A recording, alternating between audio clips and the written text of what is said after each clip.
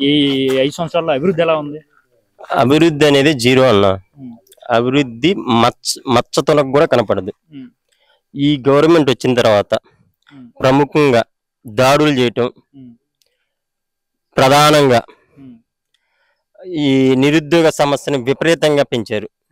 ఎలా అంటే DSC, mega DSC ఇస్తా అన్నాడు. వచ్చిన 1 సంవత్సరంలోనే మెగా డిఎస్సి ఇవ్వలేదు. మాలాంటి వాళ్ళు ఎంతో మంది కోచింగ్ సెంటర్లకు వెళ్ళి చదువుకొని ఇంట్లో పరిస్థితులు బాగాక మ్యారేజ్లు అయ్యి భార్యా బిడ్డలను పోషించుకుంటా ఇటు ఇది బ్యాలెన్స్ చేసుకుంటా తల్లిదండ్రులకు చెప్పుకోలేక వచ్చిద్దన్న ఆశతో వాళ్ళు ఉంటా వీళ్ళు వాళ్ళని ఎంతో కొంత ఇబ్బంది పడకుండా చూస్తూ ఉంటే ఇతను మెగా డిఎస్సి వదలకుండా వీళ్ళందరిని మోసం చేసి వాళ్ళని బయటకు వచ్చే పరిస్థితి లేకుండా చేశాడు నిరుద్యోగాన్ని. ఇతను చేసిన మోసం మామూలు మోసం కాదు, మామూలు దగా కాదు. నిరుద్యోగిని ఖచ్చితంగా నిరుద్యోగులు బాగా ఆలోచించి ఓటు వేస్తారు. ఖచ్చితంగా ఇతనికి బుద్ధి చెప్పడం కూడా కన్ఫర్మ్. ఈ 5 సంవత్సరాల్లో ఇతను నిరుద్యోగులు చేసిన కార్యాలకి ఖచ్చితంగా బుద్ధి చెబుతారు. అదేవిధంగా గ్రామ సమస్యలు. మాది చిన్నకొండ్రుపాడు గ్రామం, ప్రత్తిపాడు మండలం, గుంటూరు డిస్టిక్. ఈ గ్రామంలో అభివృద్ధి అనేది 5 సంవత్సరాలు చూడటానికి లేదు, జీరో. ఎక్కడన్నా వీళ్ళు అభివృద్ధి చేసామని బయటకు వచ్చి చెప్పుకోవడానికి కూడా లేదు. ఇదిగో ఇక్కడ మేము ఈ రోడ్డు వేసాం, ఇదిగో ఇక్కడ మేము డ్రైనేజ్ కట్టాం, ఇదిగో ఇక్కడ మేము ఈ వాటర్ సమస్య తీర్చాం అనేది మచ్చకు కూడా లేదు. అలాగే మన ప్రత్తిపాడు నుంచి ఇది విపరీతమైన ట్రాన్స్పోర్ట్ విపరీతంగా ఉండేది. నేషనల్ హైవే నుంచి ప్రత్తిపాడు హెడ్ క్వార్టర్కి ఆ రోడ్డుని ఇంతవరకు గుంతలు పూడ్చిన పరిస్థితి కూడా లేదు. గర్భిణీ స్త్రీలు, స్కూల్ బస్సులు, టెక్స్టైల్కి సంబంధించిన ట్రాన్స్పోర్ట్ ప్రతి ఒక్కటి ఈ రోడ్డు ద్వారానే జరిగింది. కానీ దాన్ని పట్టించుకున్న నాదుడు లేడు. కాబట్టి ఈ ప్రభుత్వం ఏ మాత్రం కూడా ఉండటానికి వీలు లేదు. డ్రైనేజీ వ్యవస్థ ఉంది. ఇప్పుడు ఈ చెరువే ఉంది. ఏదన్నా పరిస్థితి బాగాలేదంటే ఈ డ్రైనేజీ వాటర్ బయటకు పోయే పరిస్థితి కూడా లేదు. దాంట్లోనే ఈ కంపెనీలు ఉన్నాయి కదా, హైవే మీద కంపెనీలు కూడా, ఆ డ్రైనేజీ వ్యవస్థ కూడా సక్రమైన మార్గంలో బయటకు పోయే పరిస్థితి లేదు. అది ఊరికి ఇబ్బందికరంగా తయారైంది తప్పితే డ్రైనేజీ వ్యవస్థ ఆ నీళ్లు వచ్చి మా మంచినీళ్ళ చెరువుకి ప్రధానంగా వచ్చే కాలువ ద్వారా ఆ వాటర్ కలవటం వల్ల ఇక్కడ కలుషితమయ్యి విపరీతంగా డయేరియాలు లేకపోతే కలుషితమైన వాటర్ తాగటం వల్ల పిల్లలకి సమస్యలు, ఆడవాళ్ళకి సమస్యలు, పెద్దలకి సమస్యలు విపరీతంగా తలెత్తుంది. ఆ సమస్య కూడా పూర్తిగా తొలగించే విధంగా వీళ్ళు చర్యలు తీసుకోవాలనుకున్నాం. ఈ 5 సంవత్సరాలు వీళ్ళ వల్ల కాలేదు. అదే టీడీపీ గవర్నమెంట్లో అడగకుండానే రోడ్లు వేసారు. ఎస్సీ కాలనీలకి, బీసీ కాలనీలకి, ముస్లిం కాలనీలకి 20 కోట్ల రూపాయలు పనిచేశారు.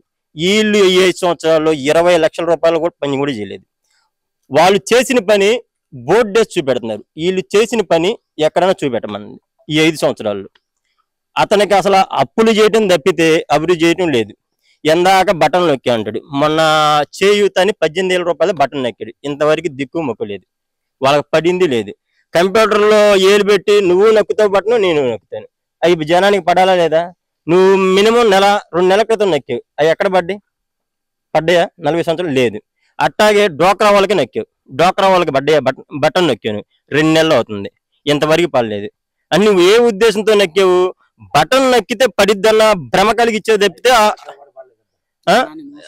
చేసావు. రైతు భరోసాలో పడలేదు. అసలు ఎవరికి పడతాని ఎవరికి పడతలేదు. నువ్వు ఎందుకు బటన్ నొక్కుతున్నావు? దానికి అసలు అర్థమైంది. ఏదో ఎలక్షన్ టైంలో నేను నొక్కాను కావాలని టీడీపీ వాళ్ళ మీద నెపం చూపడానికి నొక్కేవి తప్పితే నువ్వు జనానికి నిజంగా డబ్బులు వేద్దామని ఉద్దేశం నీ దగ్గర ఉంటే ఎస్సీల మీద, నా ఎస్సీలు, నా బీసీలు, నా మైనారిటీలు అంటాడు.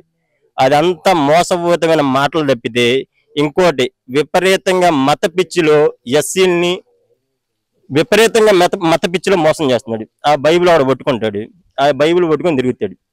అతను అనుసరించడు దాన్ని. కానీ నేను అనుసరిస్తున్నట్టు వీళ్ళకి అనిపించే విధంగా చేసి ఇతను ఓట్లు మాయలో మోసం చేస్తున్నాడు తప్పితే నేను ఎస్సీనే, నాకు తెలుసు. అంటే అంత అర్థం కాని పరిస్థితులు మనం ఉన్నాం కదా 2024లో. మనం 2024 టైంలోకి మనం అర్థం కాని అంత మనస్తత్వం కలిగే ఉన్నాం కదా. ఆ విధంగా మత పిచ్చిలో మోసం చేయడం తప్పితే ఎస్సీలని అతను చేసింది ఏమి లేదు. విపరీతమైన దాడులు, ప్రధానంగా ఎస్సీల పైనే వందల దాడులు. ఒక హై కేటగిరీలో ఉన్న వాళ్ళ మీద కూడా దాడులు చేశారు. డిప్యూటీ డైరెక్టర్లు, మంచి డాక్టర్ల మీద చంపి ఎట్టబడితే అట్ట రోడ్ల మీద పడేసి దానికి అజాపజా లేకుండా చేశారు. దానికి చర్యలు తీసుకున్నది లేదు, దానికి యాక్షన్ తీసుకున్నది లేదు, పార్టీ నుంచి సస్పెండ్ చేసింది లేదు. అంటే నువ్వు నోటితో మాత్రమే ఎస్సీల గురించి మాట్లాడుతావు, చేతితో ఏం చేస్తున్నావు? చేతితో నువ్వేం చర్య తీసుకున్నావు? ఈ 5 సంవత్సరాల్లో ఇక్కడ దాడి జరిగితే నువ్వు తీసుకున్న చర్య ఏంది? కాబట్టి ఈ ప్రభుత్వం ఎంత మాత్రం కూడా ఉపేక్షించాల్సింది విషయం కాదు. ఇతన్ని అర్జెంటుగా శంకరగిరి మాన్యాలు పట్టించబోతే రాష్ట్రం సర్వనాశనం అయిపోవటం ఖాయం. మాలాంటి యువత హైదరాబాద్ కాదు, హైదరాబాద్ లో ఉపాధ్యాయులపతి రాష్ట్రాలు, ఇంకో రాష్ట్రాలు కూడా దాటి వెళ్ళిపోవాల్సి వచ్చింది. ప్రధానంగా ఇతన్ని మాత్రం బొంద పెట్టాల్సిందే.